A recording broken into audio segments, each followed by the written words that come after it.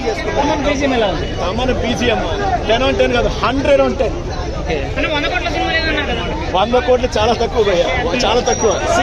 Opening day ఎంత collection వస్తుందో మీరే చూడండి. 100%. అండ్ మీరు ఎంత ఊహించుకొని థియేటర్కి వస్తారో దానికి 10 ఇంతలు ఉంటుంది. అది మాత్రం మీ లెక్కకే వదిలేస్తాను. 1000 రూపీస్ టికెట్ అని చెప్పి ట్రోల్ చేస్తున్నారు, మీరు ఏం చెప్తారు? 1000 రూపీస్ నేను చెప్తాను చూడండి. Sujeeth direction, Thaman music, power star swag and of course fans కావాల్సిన ఎలిమెంట్స్. 1000 రూపాయలు చాలా తక్కువ భయ్యా, చాలా తక్కువ.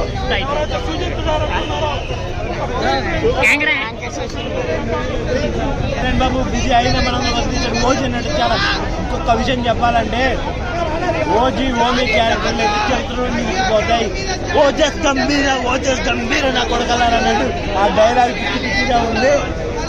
ఓమి క్యారెక్టర్ గురించి చెప్పాలంటే డియర్ ఓజీ, నిన్ను చూడాలని, నీతో కలిసి మాట్లాడాలని, నిన్ను చంపాలని ఎదురు చూస్తున్నా నీ ఓమి అన్నట్టు చాలా చాలా బాగా చూపెట్టారు.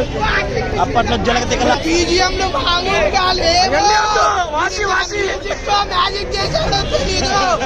ఎలాంటి మ్యూజిక్ అయితే ఎక్స్పెక్ట్ చేశాము, నిజంగా దానికి మించిన మ్యూజిక్ నా చేతిలో.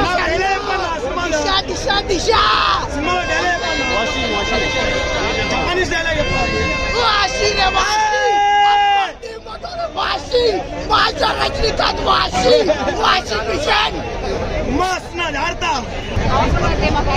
కళ్యాణ్ గారు ఎప్పుడు అప్పుడే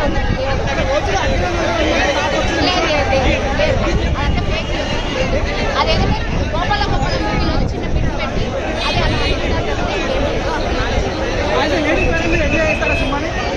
చేయడం కాదండి, పిచ్చి పీక్స్ లో ఉంది. ఇంకా మాకు ఓజీ మీద పోలే మైండ్ వచ్చి నాకు తెలిసి పోలీ సర్లే. అసలు విలన్స్ ప్రతి ఒక్కళ్ళు ఎనగా తీసేసారు. ప్రతి యాక్టర్ చిన్న పిల్లల నుంచి ముసలి వరకు చూడాల్సిన మూవీ అంత బాగా చేసింది.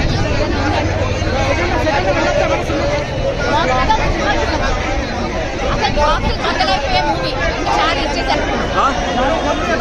జానీ కన్ఫ్యూజ్మెంట్ అసలు లాస్ట్ లో వస్తే చూపించారు. అది అవుతే మామూలు పాత పవన్ కళ్యాణ్ వచ్చారని చెప్పొచ్చు అనమాట. అలాగే తమ్ముళ్ళు ఒక సాంగ్ ఉంది, మొబైల్ సాంగ్ అని, అది కూడా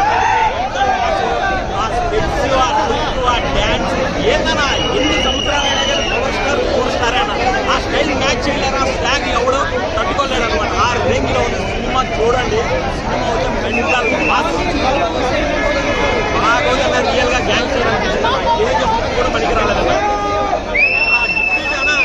ఏ క్యారెక్టర్ ఓకే అన్న. ఈరోజు సినిమా మొత్తం కూడా ఈ సీన్స్ లోనే ఉంటుంది.